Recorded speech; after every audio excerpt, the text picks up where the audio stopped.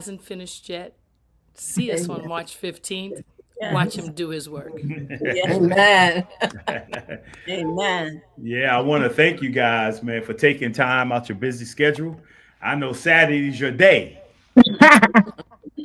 Yes. Yeah. You talking No, but about Yes. And I'm so happy. nails, hair, Yeah.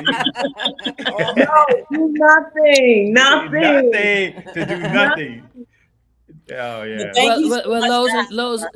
until because I don't see Rick on, so until he comes on, does anybody from Kim? Do you have any parting words before we close out? I'm just so excited, excited, excited. And Keisha, I love you. I love the cast. I love everybody. And remember, love conquers all. There you go. That's right, Joyce. I love you, Keisha. Mother Mayo is my partner. I love her too because she can bring out things in you too. Yes. I just But like to say I I'm love your excited. She not spirit, Pastor finished. Moore. Go I ahead, am Mama. excited. I am excited. I can't wait for March 15th. That is all sold out. Love conquers all. All right, Praise God. Evangelist Mayo. Can I say, I just love your heart, Pastor Moore. Praise God. And when I first met you, I said, "Oh, she don't like me." I told Keisha I that. was like, who? Trees don't Well, like somebody? no, no, no. That's what I felt like. But I said, but I want you to know that I love you and I thank you for helping my baby out. Praise God. I thank you. You're not a pastor, Low, but I thank you for having Keisha on. And I think my cat, that's not my cast, but Keisha's cast, this one who got, I can't give the play away, but God bless you, Joyce. And and Kim, the Miss Sassy, I just love her to death. So you'll pray for me. God bless you. Yeah. No, I know you love me, Pastor Moore. I know you love me. Oh yeah. And he's my pastor. All right. Okay. He's my covering. He's my covering. Amen. Elder Lowe's he was an elder before I was. Oh, You okay. know, and so I follow his footsteps, but he is my covering, my head. That's good. And, Yeah. and so I always tell people, regardless of whatever that title is in the church, he still is he's still my person who I seek after. Oh, I see Amen. Amen. our next guest is on. So Keisha, give us your final marks so that we can get our next guest in. Well, I just want to say I'm so glad to be on the show today, and thank you again, Elder Lowe's, because I kept calling you Minister Lowe's or Elder Lowe's. I love my castmates. I love my cast. I love you, Pastor Moore, and I just can't wait until March 15 because we are sold out. God is an awesome God. He's a good God, and I'm looking for a mighty move of God on the 15th. So those of y'all that's watching, keep track. Go to KeishaMail.com or reach out to see when the next show is going to be so you can get your tickets on time. God bless you. All right. God bless you guys. God Love bless you. you all. Thank you. Thank you. Break a Love leg y'all. next week.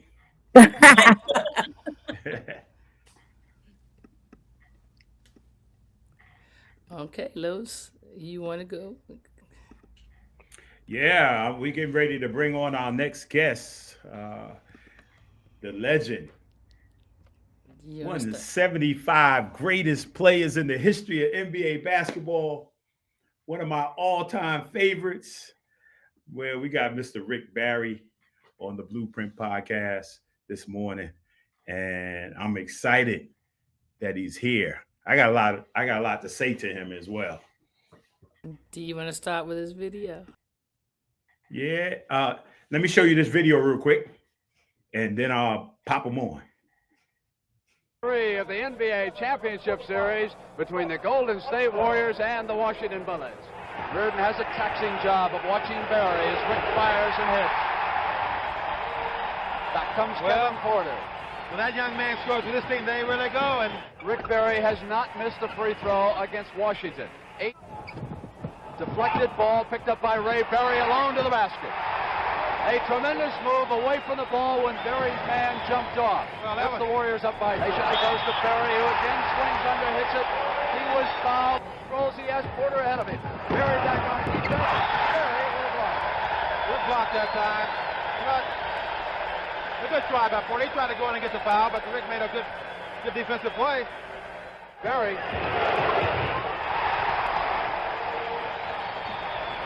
There, Wilkes with a rebound. Berry down court, pass and a basket. Good play by Golden State. Rick Berry switch off on Anzo. Down the tap. Last 5 seconds. He wants Witherspoon. There. Witherspoon watching in. Berry wants to make a move and squeeze it. It signals the play. From behind the end line, they burn him again, and it's Berry. Back to Freeman. Now Berry puts it up. And for the first time in the game, the ABA takes the lead. By Wise, up court it goes to Rick Berry. Goodrich is there to stop him. But Berry puts it up from the corner. And now the ABA takes a 7-point lead, 20-13. And 6 points for Rick Berry. Hurrying now for the last shot of the pass as he goes to Hawkins. Blocked by Berry. Willie Wise puts something up.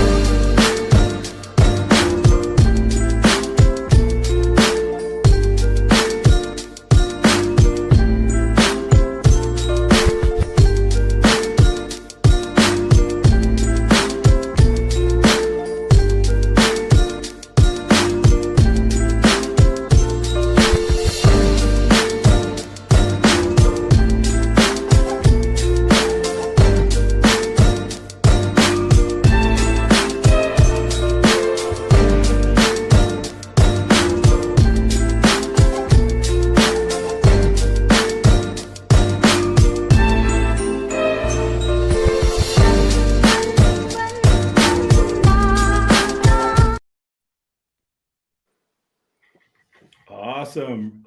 Good morning, Rick. Well, good morning. I didn't realize I never missed a shot when I played. Hey, that's what it seemed like when I was watching you.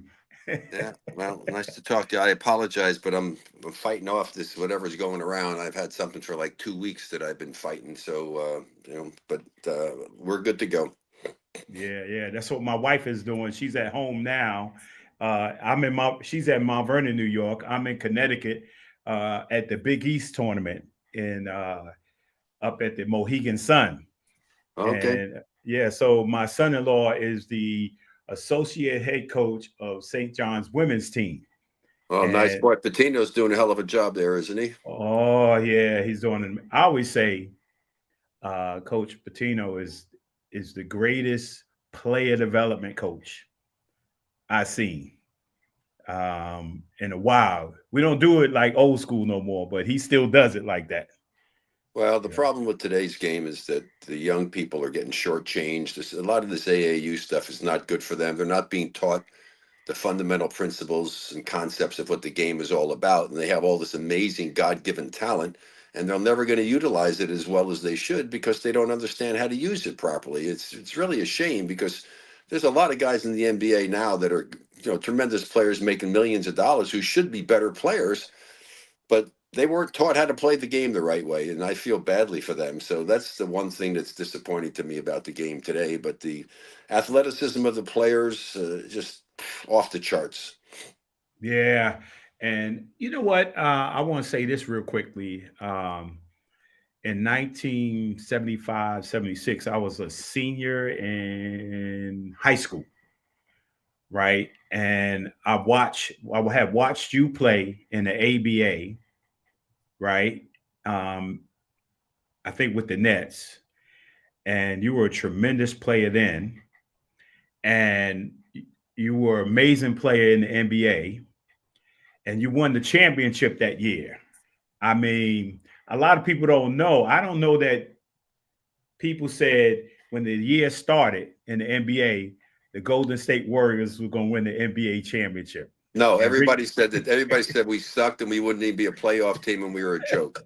That's why it's the greatest upset in the finals if major sports in the United States. And I defy anyone to find a team that was so ill-respected, had nobody cared about us, nobody thought we'd do anything, and then to get to the finals and surprise everybody, and then say, "Oh, this is the biggest mismatch in the history of the finals. They're going to get swept." Well, they got the sweep part right. They just got the wrong team. Yeah, I'm glad that's the one thing I loved about you, because you tell it like it is, right? Yeah, And well, it probably cost me my job broadcasting, because back when I was talking, that you had to be a shill. It's like, you only could say good things about what was happening. Hey, there's good and bad things that happen in every game. I wasn't negative to be negative. I was negative to be informative, telling you what was good, what was bad, what should have been done. And unfortunately, that was not the way that they that nowadays. Stephen A. Smith is making a ridiculous amount of money, and all he's doing is just telling everybody how bad they are and how this is bad and that's bad, and he's making $100 million. So timing's everything in life, Lowe's. Timing's everything in life. yes, it is. And I tell you, you could literally, I mean, it's some things that make players great. You can have all the skills in the world, but if you don't have a mindset, right? Everybody needs a dog in the house, right? You were the dog in the house, right? You need somebody who's going to tell his teammates where they go, what they need to do, and how to keep their game straight, right? Going to get on them when they need to get on them. And you were that guy, man. You played with a chip on your shoulder. You played hard every single night. You could shoot the heck out of the ball, Well, right? let me just interrupt you there. First of all, I didn't play with a chip on my shoulder. I played with extreme confidence in my abilities. I believed in my talent and my skill. I worked, and it wasn't even work. I put just an incredible amount of time into developing my game. In high school, when I finally committed to basketball, I would spend the entire day in the summertime out at the playground. I get my breakfast, my mom would fix lunch, and she wouldn't see me to dinner time. If nobody was there, I'd just drill all day long. If somebody showed up, I'd play all day long. And so I played with great confidence, which is important in life. In fact, to me, there's a lot of qualities you can talk about that are important for people to be successful in life. And you can talk about perseverance, dedication, determination. I can go down a long list. The most important quality you need to have to really be able to maximize your full potential and be as good as you can be is you have to believe in yourself. You have to have confidence in yourself and your ability to do what it is that you train to do. If you get to that point, you will eliminate one of the most overused words in sports that I go nuts every time I have to listen to it. Oh, the pressure's really on. Oh, pressure this, pressure that. Trust me, I never felt pressure in my life on a basketball court because I had confidence in my ability to do what I was asked to do, what I'm supposed to do, what I trained to do. You are in life, regardless of what business you happen to be in, what profession, you will be faced with critical situations where you're being asked to perform at an exceptionally high level. Those situations can become pressure if you lack the confidence in yourself to do what you're supposed to do. And so I didn't lack that confidence. So I'd never felt pressure in my life. And it's just, to me, I go crazy when I hear that. There is no pressure unless you allow it to exist. Right. And I was looking at, some of the things that you actually accomplished. I mean, you're talking about in college, man, you averaged like 36 points a game. What's your senior year? Yeah, I know, 36, 37, whatever it may have been. But this is in the 1960s, the early 1960s, no three-point shot. Our team averaged 98 points a game. Wow. Think about that. Mm. 98 points a game with no three-point shot. If we had a three-point shot with the shooters and my teammates that I had, we would have scored 110 points a game. We are unbelievably juggernaut offensively and had so many guys who were great shooters. We would have crushed people with the three-point shot if we played. I mean, we had a great team. Unfortunately, we were on probation for some stupid reason and couldn't go to a postseason tournament, but I think we were 26-4 or 22-4, something like that for the regular season. You didn't play as many games back then. And a couple of the losses we had, we were hosed. We got screwed out of a win in Florida State. Not that I remember this stuff. Screwed out of a win.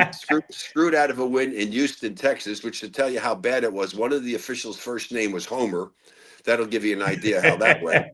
And then we had another game that we lost at the Palestra in Philadelphia, where it's like playing against 7 people when you go to play there.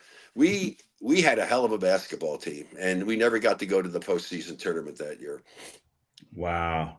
Yeah. And then you end up did you start in the ABA or the NBA? No, I started. I was the first pick for the Warriors. The Warriors and the Knicks flipped a coin. It's the only time it's ever happened.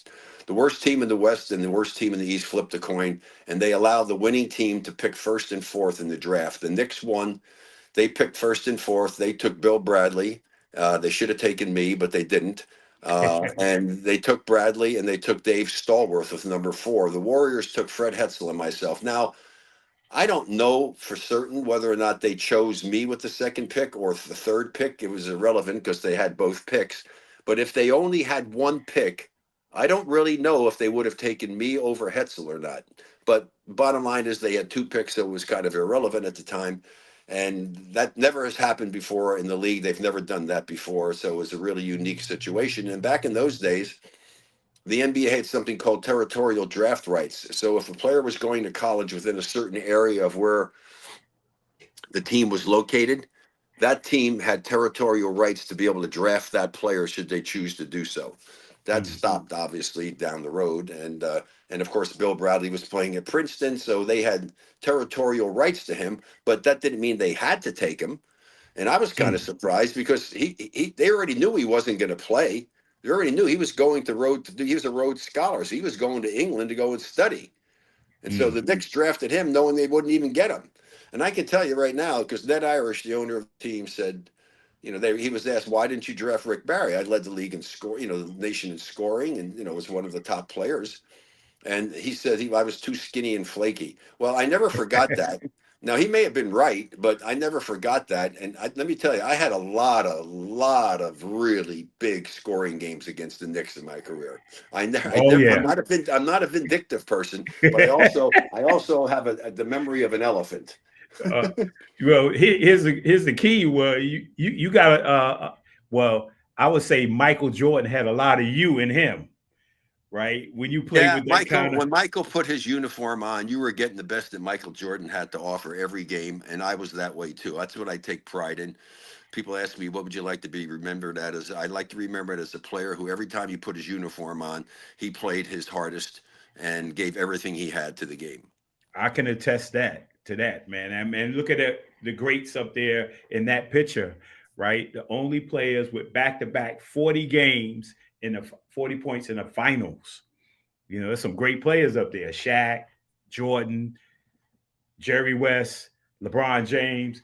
And, people today would say, I know the logo. I know Michael Jordan. I know Shaq. I know LeBron. But who's the guy over there on the left side? I mean, they don't, they intentionally, you're underrated. And then you play with the Wizards. I mean, you got Al Attles. You got the Wizards. Gus Williams, man, can you take a moment to talk about Gus? We just lost him. He was my idol as a young man. We went to the same boys club, same high school. I was so happy that you guys drafted him, and he was on the same team with you. I thought you guys were going to win another championship. Well, we should have. We really should have won another championship. The biggest mistake they made was actually getting rid of Butch Beard, who was kind of a steadying force for us. And you don't screw with somebody. You have a championship team. You don't screw with the lineup. I mean, you just don't do that. And that really hurt us. But Gus was a great talent, no question about it. Obviously, had the great years playing with Seattle. They never should have gotten rid of him. I mean, it was crazy that they let him go. The Warriors made a big mistake, but the Warriors back in those days let a lot of players go. They let me go over 10,000 let Bernard King go. They let Robert Parrish go. They let Gus Williams go. I mean, come on, Jamal Wilkes left. I mean, what the hell? I mean, you start looking at the players that the Warriors let go, it just makes no sense whatsoever. And you wonder why they went when I left, they went 13 years without making the playoffs. So, but then they finally got the right people in place and they turned it around. But Gus was a great talent, amazing. Gus, very sensitive young man. I remember actually I was very I wasn't as hard on my teammates as Michael Jordan was. I heard stories about Michael and what he would do with his teammates, but I just I was hard on my guys, but only in practice in the games because I wanted to win. And so if I said something in practice or I said something in the game, as far as I was concerned, it was over with. You can't take it personally. It's a reaction to what's an unreal environment. It's a basketball game playing to try to win. It has nothing to do with life in general. I yell at you and tell you, Lowe's, you're an a-hole, whatever. What the hell are you doing? I mean, when I say that to you and I walk off the court, I'm not thinking about that anymore. I don't necessarily think you're an a-hole off the court, but on the court, what you did was stupid. And I have a hard time dealing with that. And so that really kind of happened with Gus and me. It was a game back, obviously he had all these people from Mount Vernon. We were playing in New York and Al had called a timeout. And the last thing he said, whatever you do, don't foul. Okay. So ball goes in play. Earl Monroe's on the team at the time for the Knicks. And Gus fouls him. I go up to Gus and I go, how can you be so blankety blank stupid? Okay. Now, okay, I said it. It was over with. It was done. I had no idea what an impact that had on Gus, that how personal he took that. I didn't find out.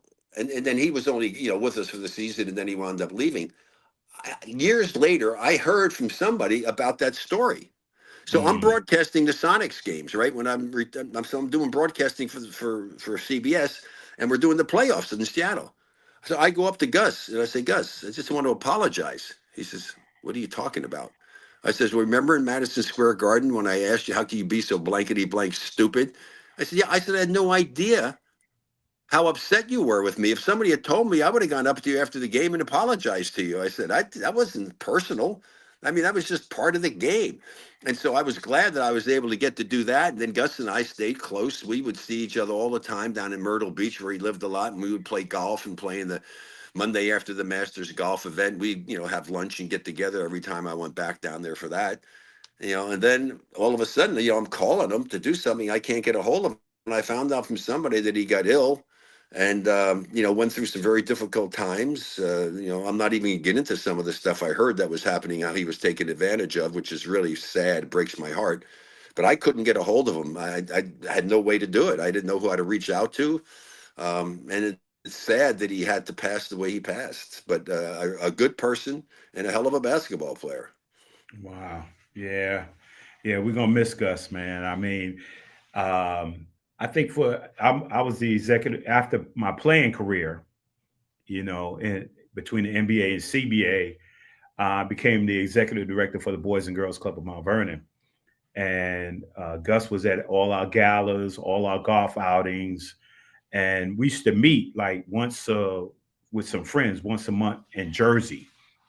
And it was 2 weeks after our last dinner that we found out Gus was ill. And never seen him again. I mean, never was able to see him.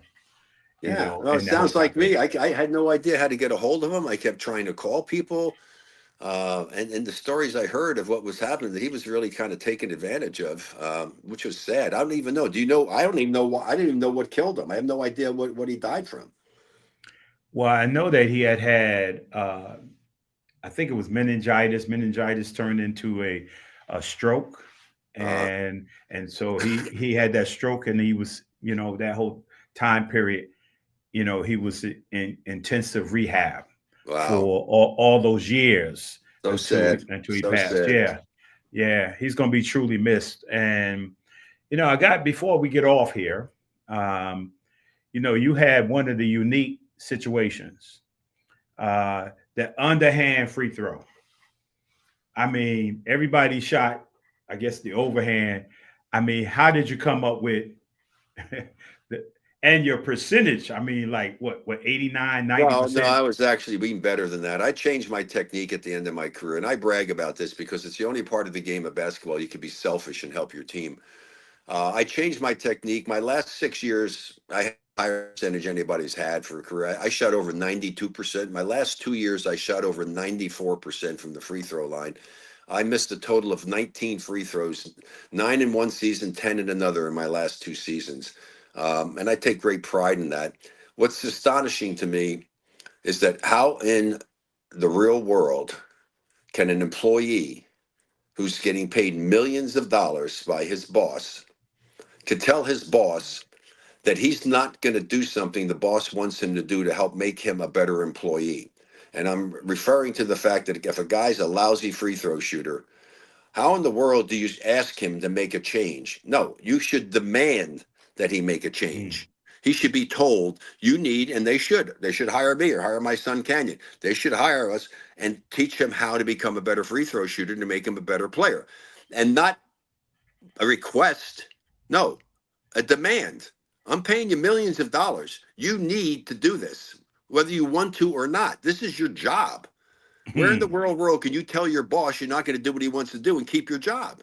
It's stupid. I You can't wait can't. to see some general manager, some coach have enough guts or owner to if demand that his player have to learn to shoot underhand free throws if they're a terrible free throw shooter, because they're costing their team games and potential championship. It's absolutely ludicrous that they allow these players to get away with that.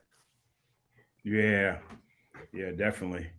I mean, we're living in a challenging time because you've had a certain set of experience. I've had a certain set of experience, and you want to be able to assist, uh, which I call old school foundational stuff, fundamentals, understanding of the game, right? That a lot of young players are not getting today, but they don't want to hear from you and I. So it's Well, unfortunate. this is not hearing from you and I.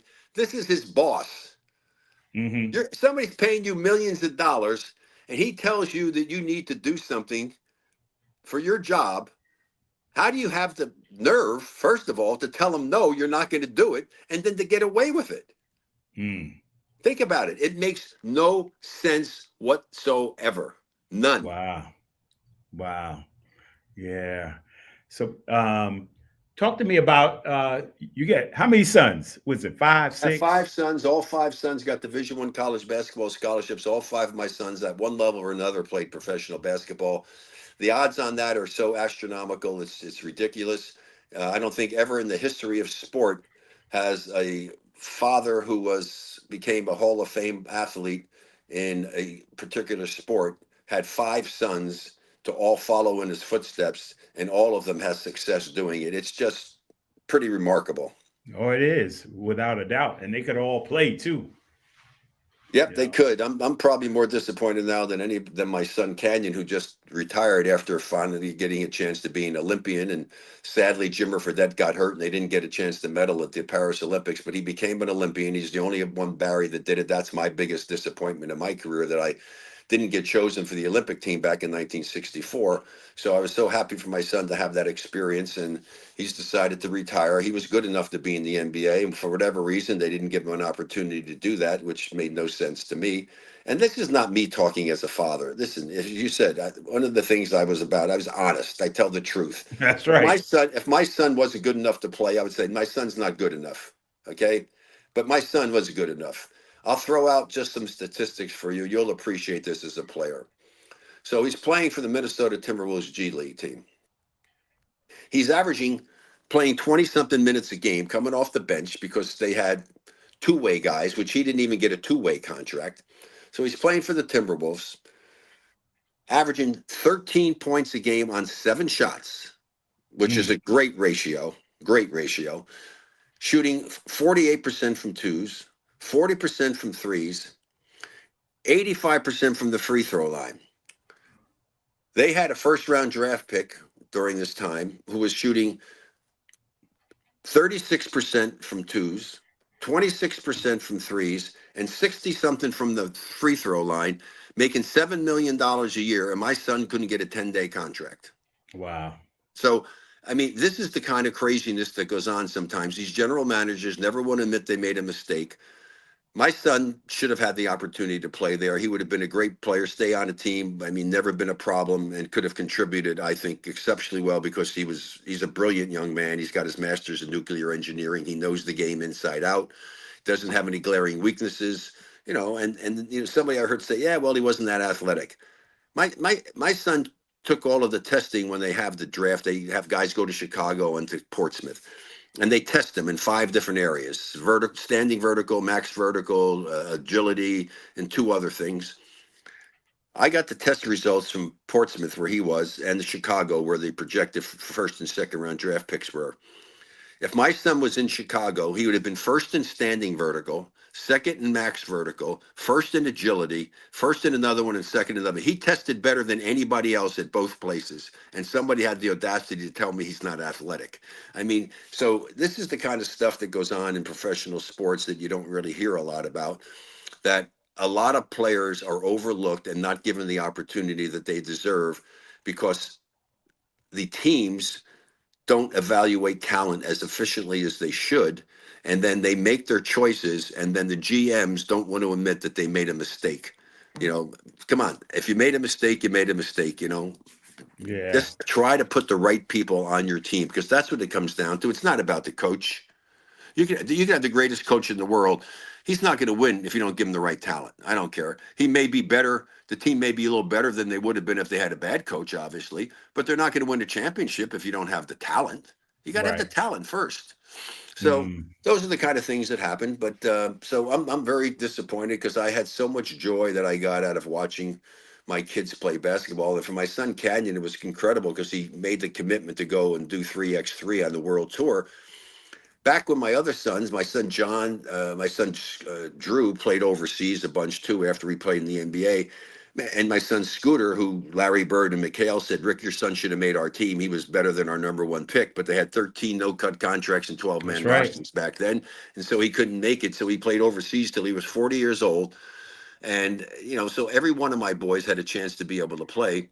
But in Canyon's case, streaming with Tanakh technology. I got to see my son playing in Mongolia, in Abu Dhabi, in Puerto Rico. I got him seeing playing all over the world. It was unbelievable for me. I didn't have to go and fly overseas to get to see him play during their career. I got to watch all of his games on YouTube TV, because they streamed all the games. So it was such a joy for me to be able to sit and watch him play and not have to travel the world to do it. In fact, ironically, he played 5 years in 3x3, and they just missed out on qualifying for the Tokyo Olympics, which I told him, son, look, it's a blessing, because he got hurt 2 days before the qualifying tournament after they won the World Cup, which is the only gold medal the USA had never won in basketball, and his team went undefeated that they were on.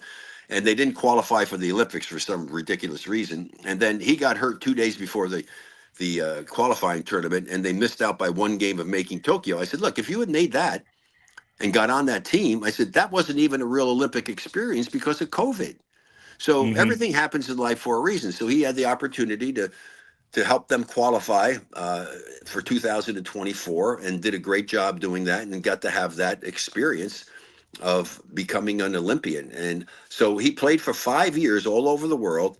I never had seen my son play a 3x3 game in person until the Olympics, because the only time he played a couple of events here close by that were like the AmeriCups, where they won gold medals, but I was busy. I just couldn't make it. And so my first experience of watching my son play was at the Olympics. So that made it even more special for me to see him out there. And then, of course, he had 2 unbelievable games. He actually set a record, I think, for the most points scored by a player in one game. He had 15 of the 21 points in the game when they beat France, who wound up being the silver medalist. But Jimmer Fredette got hurt, and they had to play with only 3 guys, and they just kind of ran out of gas, and they missed by 1 game of getting to the medal round. So that was the only disappointing part of that. But just to see him, the joy that he had, and even in the opening ceremony when it was raining like crazy, got pictures of him standing with LeBron James and Coco, who were the flag bearers. And I mean, he just had such an amazing time. It was so cool. And I got to stay with my wife in the same hotel where he was staying in France, and awesome, and get a chance to see that firsthand. As a parent, the one thing you wish in life, you just want all the best for your kids, and to see that happen to all my boys, that all of them have the experiences they had, truly, truly blessed.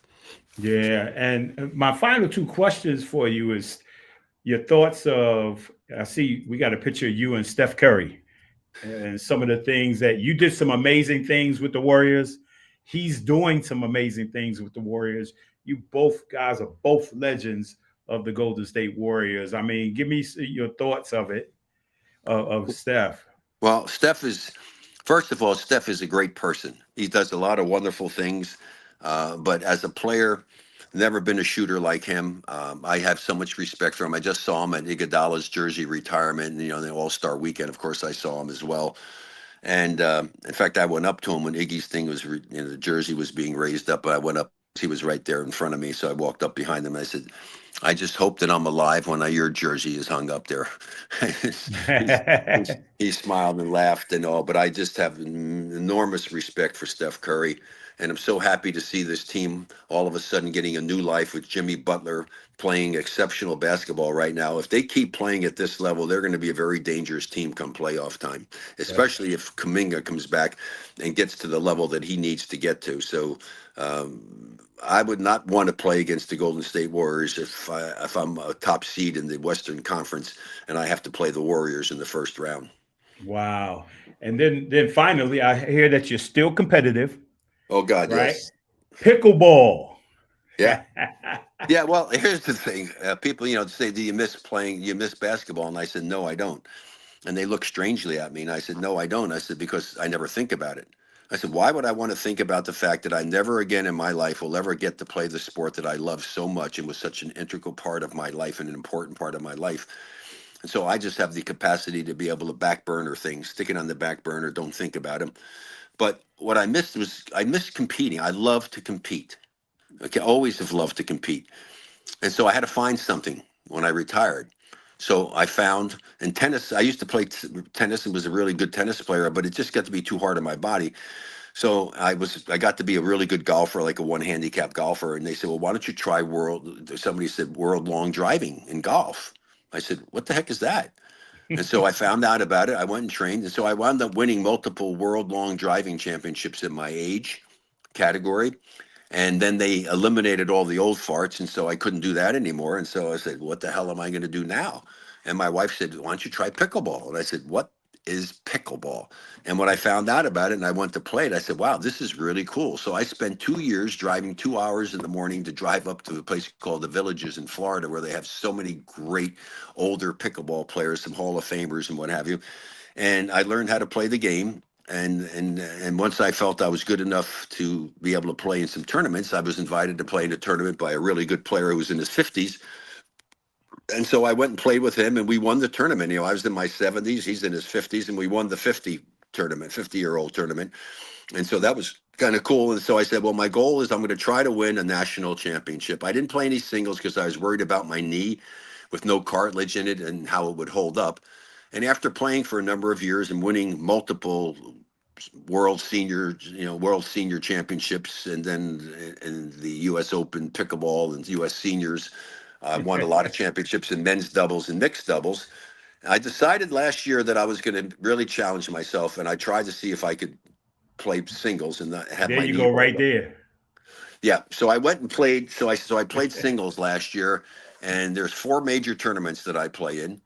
And there's a potential of winning triple crowns in all of them. So there's 12 gold medals that I was trying to go for.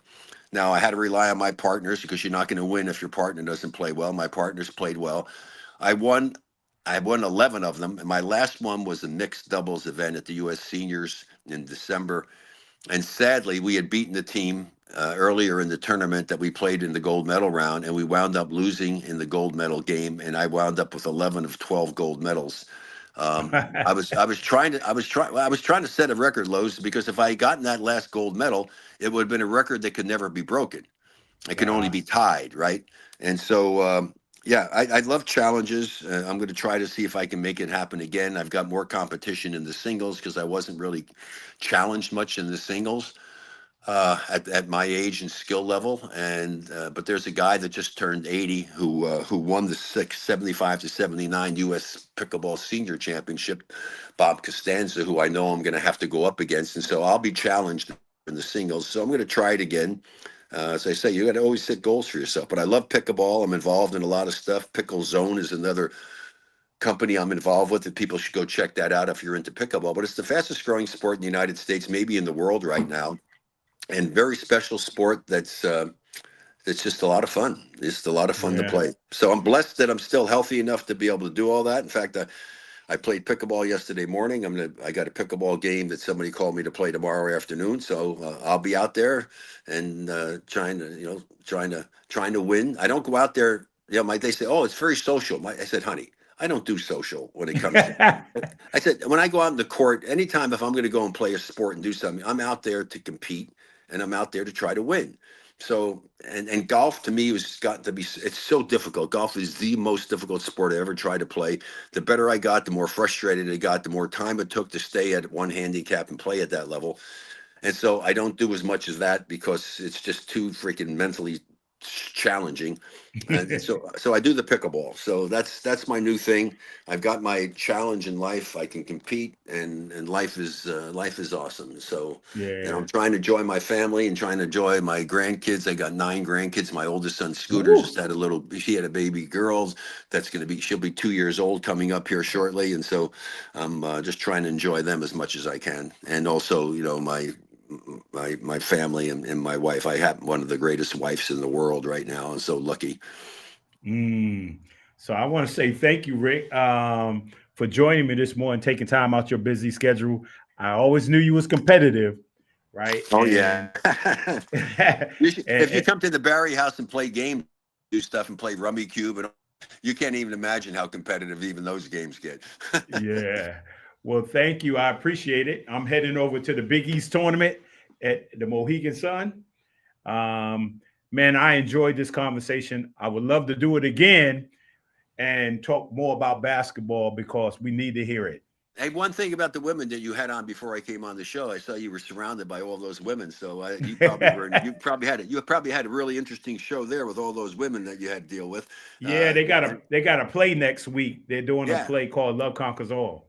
Okay, well, good. Well, love is a great thing in life. And I just said I'm a little concerned. She's waiting for March 15th. And March 15th is the Ides of March. I mean, the Ides of March is not known to be something great happening on the Ides of March, right? So hopefully it'll come out and be a positive thing for those ladies. And it's great that they're all together and friends and enjoying life. And God bless them with their play. And hope it works out well for them. Yes, sir. So thanks, Rick. I appreciate you. I'll be in take touch. Care. God bless. Bye. God bless. Bye-bye. Wow. I hope you guys enjoyed the Blueprint podcast this week. I look forward to doing March Madness next week. I love you guys. Thank you for your support. And I say this each and every week. If God allow you to wake up tomorrow, make tomorrow your masterpiece. God bless you. And I'll see you next week.